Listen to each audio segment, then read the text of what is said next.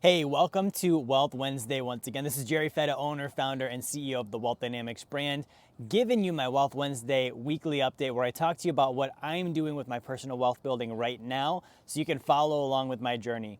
Now, before we get started, I want you to stay to the very end of the video, okay? If you stay to the end of the video, I'm gonna give you a link for what's called a wealth potential analysis. So if you have to watch to the end, I'm going to tell you more about what that is, what it can do for you, how to access it. If you watch to the end of the video, you can get access to that.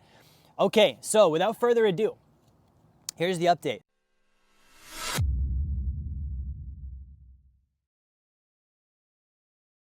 It's been a week.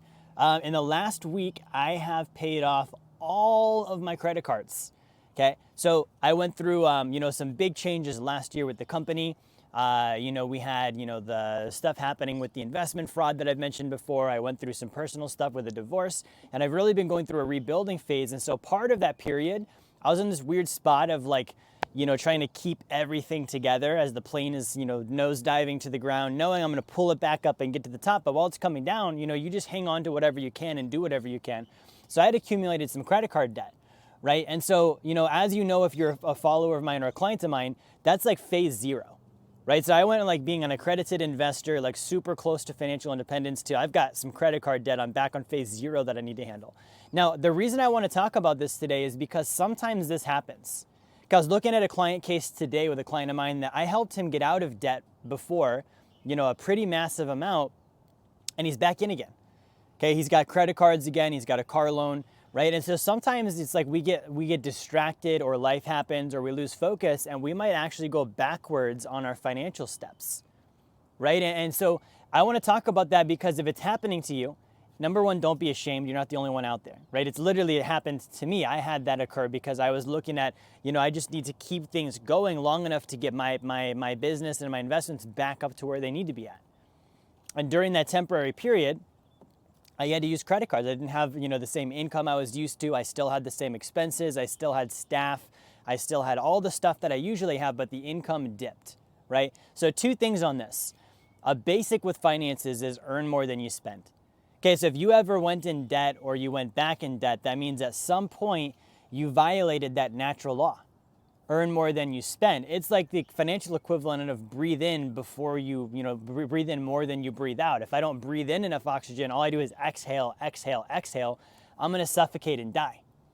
Financially, if I don't produce more income than I spend, I will financially suffocate and die, right? So I handle my credit card debt. Now I used the sacred account, right? When I had to use the credit cards, I was looking at, I could take loans against my sacred account, but I don't really want to use it for that. I knew I could handle the debt pretty quickly. I wanted those there for solvency purposes. In case I needed them, I needed that money there to be, keeping my business and my investments afloat for a little bit. So I didn't want to tap into my policy loan and tap into my reserves. So instead, I used some credit cards and I was like, okay, cool. So I'm going to, use these. I'll charge them. I'm not going to pay them off right away. I understand I'm going to pay interest. I'm not going to keep borrowing, and I have a plan for paying them off. See, this is where people get stuck with debt. They go into debt. They don't really confront the fact that they're spending money that they don't have. This is not my money that I'm spending. I'm spending someone else's money. Because I'm spending someone else's money, there's a penalty associated with which is interest. And the fact that I'll give up my income to a bank until I pay them off, right? And then they don't have a plan to get out. They're like, I have debt, now what, right? There's not this, here's what I'm going to do before I get in debt. I'm planning the way I'm going to get out. Before I ever get in, I'm planning the exit strategy, right? A lot of times that doesn't happen. And then finally is they don't stop borrowing.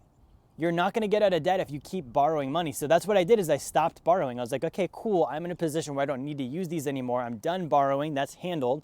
Okay, now let me start my exit strategy, which involves taking a policy loan against my sacred account. Now, this is about the concept of infinite banking. We use a tool called the sacred account. Right, and so with this, I put money in my life insurance policy, just like you would put money in your bank account.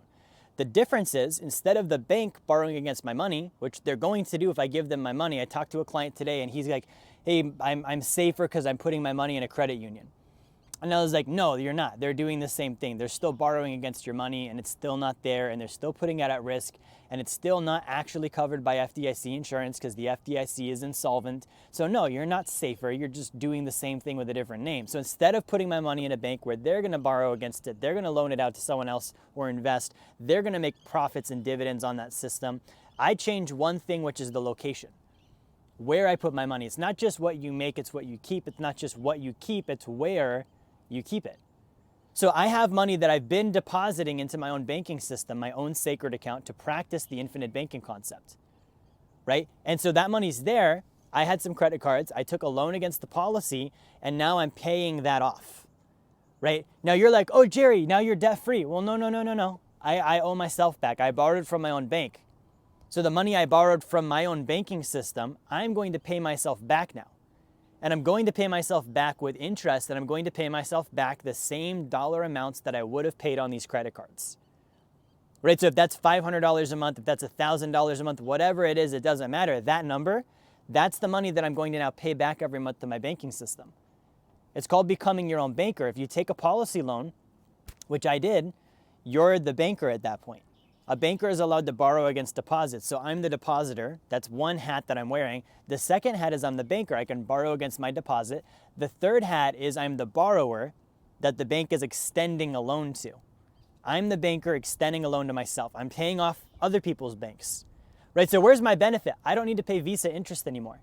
I don't need to give them my income. I don't have them over my head with their thumb on me, looming over, waiting to see if I'm going to default, if they can, ruin my credit, or if they're going to get more money, or if they raise my interest rates, or whatever that might happen. I don't have that anymore.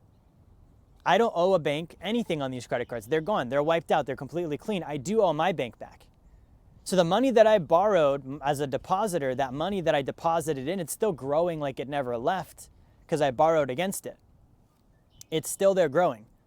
So as a banker, now I'm wearing this hat, I extended a loan to myself. I have to make sure that I get that money back and that loan is repaid in full as agreed. So now I'm the borrower who borrowed money from my bank.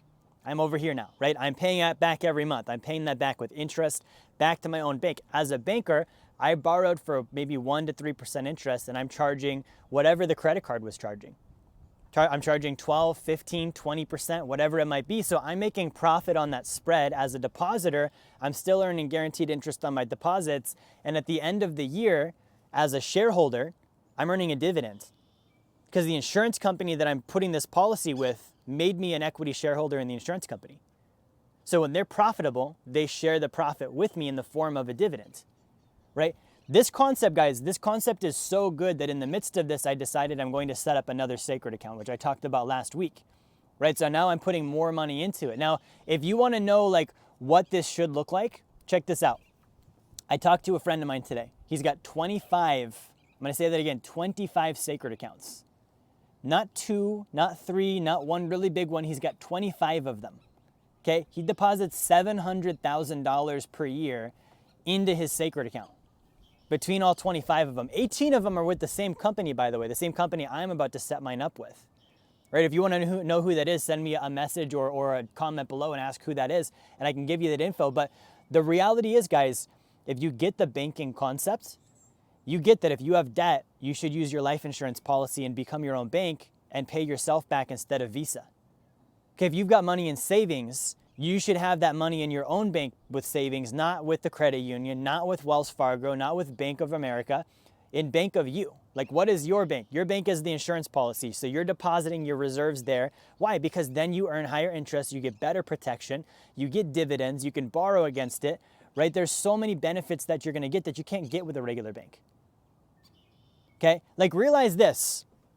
Let's just make this real for a second. If I had, let's say 10,000 on one of my credit cards, right? Let's say the interest rate's 15%. Realize for me to borrow that 10,000, you had to deposit 10,000. You deposited 10,000 in your bank. They took your 10,000 and they gave it to me. And they're earning 15% interest on me. Okay, what are they paying you on your account? They're paying you what, 0.4% interest? Right, well, they charge me 15. Your money is what's at risk. Right? Luckily, I'm a good guy. I pay it back. I pay it off, right? But not everyone is that way. So when they put your money at risk and they loan it out to someone, not only are they making hundreds or thousands of percentages more than what you're paying them, Sorry, of what they're paying you with your interest, your 0.40, right? 15, how many times does 0.40 go into 15%? Or 20% for that matter, right? Like pick a rate, that's the credit card. So that's what's happening. My 10 grand that's on my credit card was your deposit.